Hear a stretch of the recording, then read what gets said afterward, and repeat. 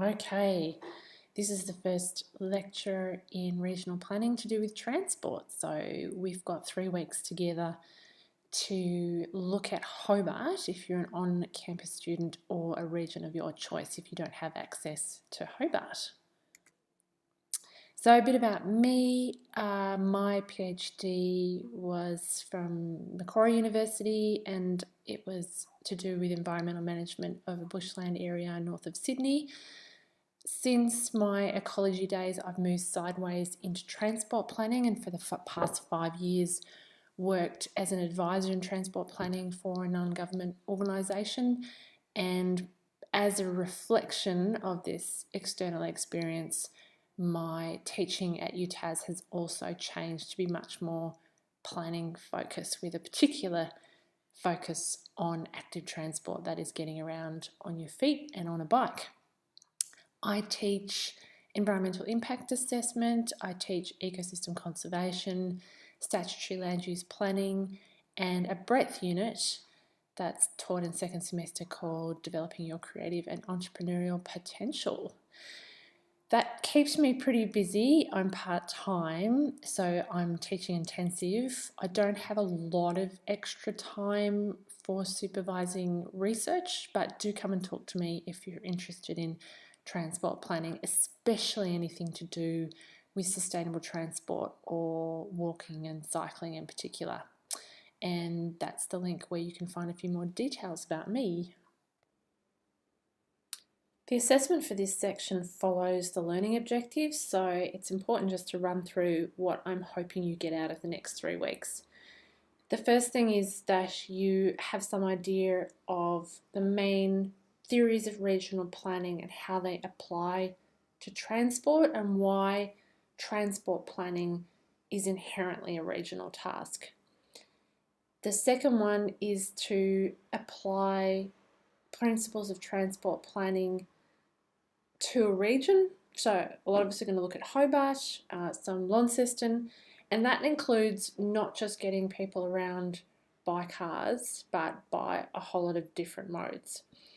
To implement strategic planning techniques, to use information to address regional planning questions, and we'll cover some of this in person in the field trip. And this is really critical in transport planning, is to have a look at the institutions and how they interact with each other and what goes on within a region and at the kind of more than regional scale. This is particularly important when we're thinking about transport. This is what you'll be doing over the 3 Milo postings to show me that you've achieved your learning objectives. The first part is simply to describe the transport features of your region. You will probably refer to historical material, but it might depend on the topic that you're doing. So talk to me if you're not sure about that. The second part is looking at the strategic plan, particularly anything that mentions sustainable transport or integrated transport. The third part is reflecting on the field trip. So how integrated is the transport in your region? Does your on-ground experience match what's in the strategic planning documents, if there is anything about integrated transport in the planning material for your area? And the final posting will include some advice that you have for your local area. You might be actually submitting this in the case of Hobart, or you might just be posting it in the case of other regions. Again, if you're not sure, talk to me about what this might involve. So the guideline is around 2,000 words in total for your Milo Discuss postings each week. Use illustrations, tables, photos. Do include references where you use material that's not your own, and that will help me judge the quality of your postings. Everybody does need to do some sort of a trip. If you're on campus or a distant student living in Hobart or near Hobart, then we'll be doing a trip together. If you're not in Hobart, you will need to spend a little bit of time on different transport modes. You might do this anyway, so maybe you can just do this relying on your own experience. You might need to do a bit of digging around car parking policies for your region and investigating, where the parking is and how easy it is, how much it costs. Car parking is really critical in terms of transport planning. So you need to spend a bit of time investigating that. And I do want you to cross-reference what you found or what you've experienced in your region with what's in the strategic planning documents. So is there anything about integrated transport? What are the challenges? Have the existing plans stepped up to what the challenges are, or are they yet to address that? And so the final posting is going to have some advice for your area, for your council. Okay, so this is the content that I'm going to cover both this week and the next couple of weeks in terms of what you'll need to know to do the assessment.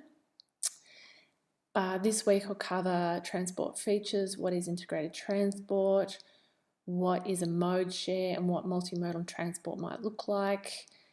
I'll also introduce you to sustainable transport and the principles that underline sustainable transport planning, what a good, air quote, strategic transport plan might look like, because you'll need some of this before you do the field trip.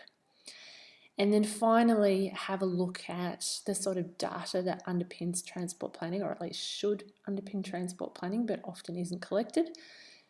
Who are the main actors and stakeholders in transport planning? You might want to work in this area, so I'll have talk about a little bit about the kind of graduate employment opportunities that there are, and even if you don't plan on working in transport planning, how you can have your say and how you can be effective.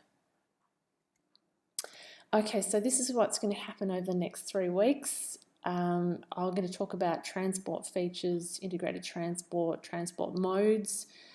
Before we go on the field trip, you'll also need to review the material about sustainable transport planning, the principles that underlie sustainable transport planning, what a good, air quote, strategic transport plan might look like, so that when you're out doing your field work, either with me in Hobart or in your own region, you have an eye out for the kind of things that you need to discuss online.